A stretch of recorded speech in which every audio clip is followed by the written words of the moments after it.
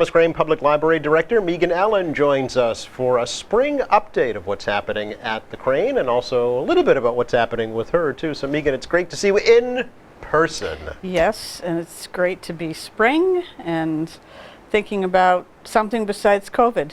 Exactly, yes. And a lot of things are starting to quote unquote get back to normal at the library, right? Yes, Yeah. very much so. Which is great. So nice to see patrons back, I'm sure. The North Quincy branch is up and running again after a huge renovation project. The cafe is reopening. People are really excited about that at the main branch. Yeah, so much happening. So much. What's happening lately?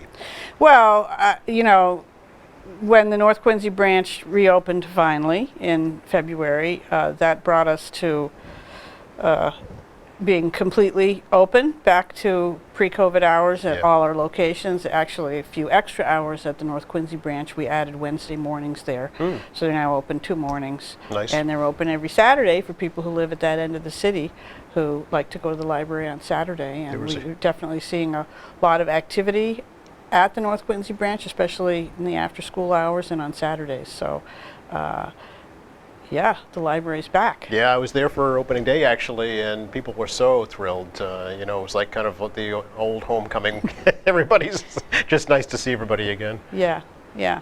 So it's great to have North Quincy back into the mix. Yeah. And yes, the cafe also, which the new cafe, which is run by the folks who own the Casual Cup Cafe in Braintree, was supposed to open on April 1st, 2020. And they were getting ready, and COVID hit. Talk about timing. So it's been like a 2-year delay, and they opened on April 1st, 22. Oh. So they've been open 9 to 2, Monday to Friday. They're going to be expanding to 9 to 4 within the next couple of days. So I encourage everyone listening to keep in mind that the cafe is open at the main library, and they have all kinds of coffee drinks and cold drinks and sweets and baked goods that are made at their location in Braintree. Nice. Sandwiches, salads, soup of the day. So it's really kind of a full cafe menu. Healthy stuff too, in addition to cookies and things. I know people love it. They spend the morning or the afternoon there. They really make kind of an event out of it. Yeah, and people they do takeout. You know, so people can, if they're working in the area, can come in and get a sandwich to go.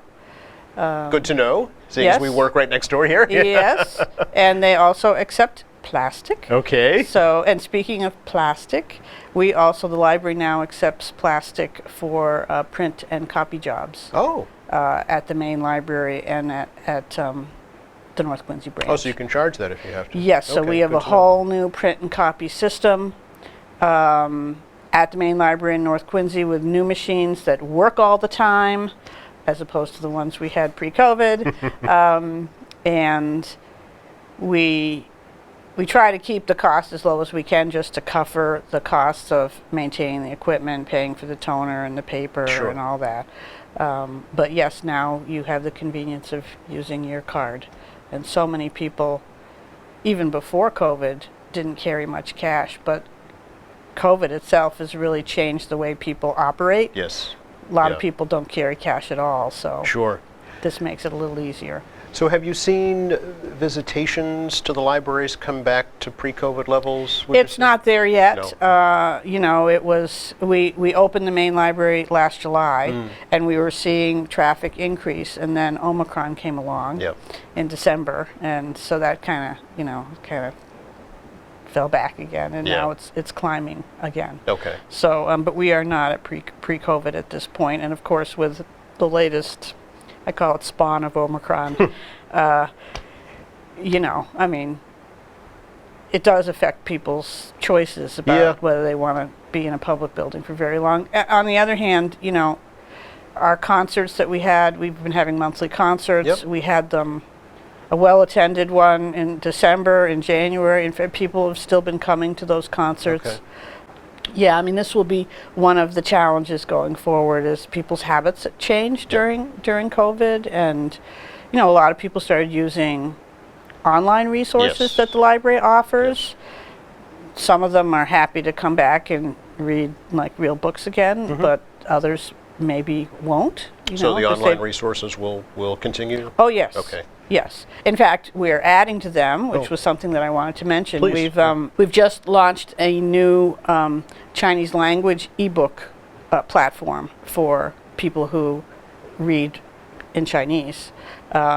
We've really only had English language ebooks up until now, but this is a new service that's just been in this country for a year or two, I see. and as far as I know, Quincy is the second community in Massachusetts after Malden, the Malden Library, to offer this to our patrons. So Very nice. we've been working on it really since last summer, getting it all set up, making it work. What's nice about it is the whole interface is in Chinese, so you don't have to use an English language interface to Oh. get to the Chinese language Yes, stuff. yes. You can just completely interact with it in Chinese. Okay. It's mostly traditional Chinese materials.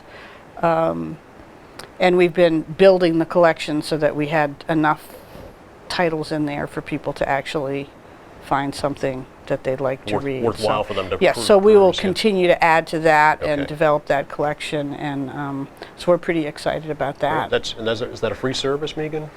Yes, It for is. Quincy residents. Quincy So residents, okay. if you live in Quincy and you have a Thomas Crane Library card, Mm-hmm. you can access that service. Okay. So, and people who don't have a card, it's pretty easy to get Yep. an e-card online through our website, and you can use that to access online resources. And if you have trouble figuring out how to do that, just call the library, Right. send an email, Yep. chat, text. We Yes. do it all ways now, which is something that, happened during the pandemic. We've provided service by phone, in person, by email for many years, but Yeah. we weren't doing chat and text. So we added those to the quiver of ways you can communicate with us. Okay, and those will continue then? Yes, and they Okay. will continue. So. Is your staff all back in person now? Or? Oh, my staff has been back in person since June of 2020. Okay, yeah. So that year between June 2020 and July 21, when we reopened the main library, my staff was all working in the building. We were doing the to-go pickup service. Yes. We were providing a lot of assistance over the phone to people, trying to figure out how to use their devices, trying to figure out how to access online material, Yeah. trying to figure out how to use Zoom to talk to their children or grandchildren. So a lot of very hands-on but not in-person assistance from my staff. Yeah. It really was a lifeline for folks in the community in many ways, the library service, and I think they realize the importance of it. I know the city realizes the importance of it for sure. And now your staff has newly acquired skills. Yes, Yeah. and newly acquired technology. Yeah. I mean, we now have, most of my staff have the ability to work remotely if they have to. We got laptops and docking stations for all the librarians, so things like that there was no need for before, but now, just like everyone else, we found ways to adapt and, work in a hybrid way and provide services in a hybrid way, and so, yeah, I mean, if there's any silver lining to COVID, I Yeah. suppose you could say that's what it was. Yeah. That, when faced with a crisis, you learn to adapt and you innovate, and I'm guessing that in your 36 years of service to the library, the last 9 as director, that was the biggest challenge for you. the pandemic, Yeah. probably yes, I would say so. The only comparable challenges in previous years were really, serious economic downturns, like Sure. the Great Recession, when, the library budget was, seriously cut and Yep. we had to lay off employees. Those were tough years I too. bet, And yeah. having worked here for 3 decades, I've been through more than one of those economic downturns. So those weren't any fun either. Yeah. Well, when you have to, when it affects people, Yes. that's probably, the hardest. And certainly the pandemic did as well. Yeah. So something new coming up I know you wanted to mention? Yes. This is one of our special social events. We had one in early December, which was the first one since COVID. They're after hours 21 plus events, sponsored by the Friends of the Thomas Crane Public Library. So the next one is going to be Friday, June 17th. the theme is the Jazz Age, and there will be live jazz music. There will be dance demonstrations, light refreshments, cash bar, fun for all if you're 21 plus. Right. Here at the main library. Fun. So people should just keep their eyes peeled for more information about that and dates. There's no admission price. You just have to show ID at the door to get in. Okay. So it wow. should be a fun time. The one in December was a lot of fun. People had a blast. Excellent. You've decided to make some changes in your life, so there'll be some Yes. new leadership coming. Yes, Yeah. I decided it was time to retire and let someone else take the reins. Yeah. You know, there will certainly be lots of challenges. And, you know, one of them is figuring out how to continue to adapt and provide the services people want, Right. reach them where they are.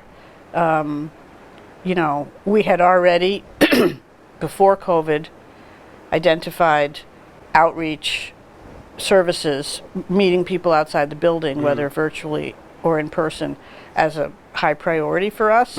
And COVID just, you know, made that even more clear. So, you know, last summer and this summer, and for the foreseeable future, it's one of our priorities. So Okay. people will see us outside the building in the community. We'll be at Pride Day. We'll be at August Moon Festival, which we've done for years. Oh. But we'll also have a presence at the school lunch sites during the summer, farmers market, Okay. in the parks, at the beach. We're looking for all the ways that we can reach people where they are. And we've also been working with community partners such as the Housing Authority to assist people with what we call the digital divide, which was also something that we had identified pre-COVID as a real need in the community. The number of people who aren't as connected, who don't have technology skills. And again, COVID just laid that really bare for Yeah. all to see, and we certainly experienced it at the library. You know, the amount of desperation for people who, you know, suddenly We're isolated. isolated. Yeah. Well, I even I didn't never have- heard of Zoom before the pandemic. Nobody Megan. did. Yeah, but just to be able to access services that suddenly you could only access online. Right. You know, people weren't even answering the phone. That's right. So, and that's still a real need that I'm sure that my successor will be looking at how we can better address that. Yeah. One of the things we've done this year, and this was a program using federal ARPA funds that went to the Massachusetts Board of Library Commissioners, providing free hotspots to underserved communities, and we have something like 150 hotspots funded through that program. Wow. That we've distributed in the community through partners like the Quincy Housing Authority I see. and QCAP. And Oh, I see. I had yeah. not heard about that. That's very good. yeah. Okay. So we were looking for ways to work with partners to reach people who really had a need and were, were not connected. Yes. So, Yes. That's a tremendous service. Yeah. yeah. Okay. Yeah. So, I mean, in some ways, it's like holding your finger in a dike. I don't know if that's the right metaphor, but anyway, Yeah. it's I mean, It's a great I'm need. and- I'm sure there will be other creative ways that the library can try to meet those needs. Sure, sure. Yeah. Well, we've been really pleased here at QATV to be one of those partners with the library for so many years, both through you, your predecessor, hopefully your successor, and your great staff.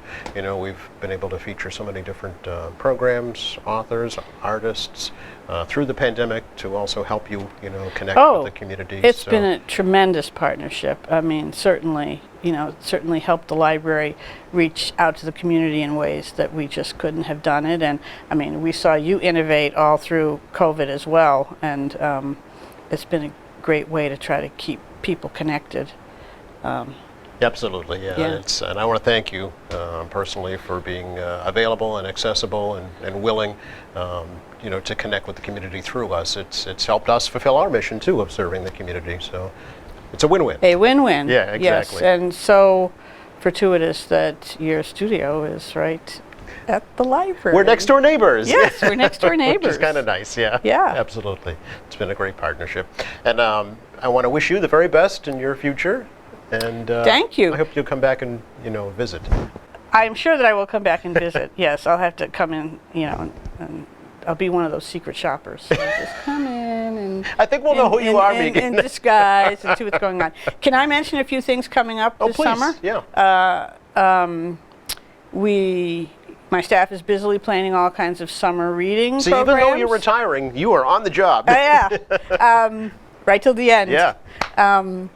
So we've always, forever have had summer reading programs Yep. for kids, but we also in the last few years have a summer reading program specially geared for teens, and I know they're planning all kinds. We have 2 new teen librarians that came on Oh, okay. last summer, so this is their first summer planning events, and I know they're planning an after-hours event for teens at the North Quincy Library, Fun. an escape room event, some crafts like tie-dye, so there's going to be lots of activities for teens this summer.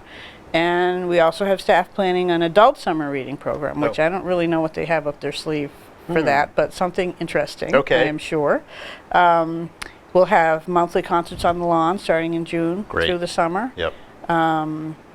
So people should check our calendar. We have our new website that's so much easier to is. access, and you can use navigate it on your phone It's now, great. which you couldn't before. Yeah, So, yeah. I encourage people to check out what's happening at the library. We'll probably have a fair amount of outdoor stuff. Okay. So people who are still feeling nervous about coming inside, Sure. Yeah. will be able to do some outside things. Excellent. And yeah, And my message to everyone in the community is come back. We're Right. here. Yeah. We're, you always have been, never yeah, went away. yeah, and we have just all kinds of services and programs and resources for anybody's interests and tastes. And if not, make a suggestion. Who knows? You might make it exactly. happen, right? Yeah. Yes, because we're here for the community. Sure. Yeah. Again, thank you, and best wishes, Megan. Thank you. You are very welcome. And by the way, that website that Megan mentioned, thomascranelibrary.org.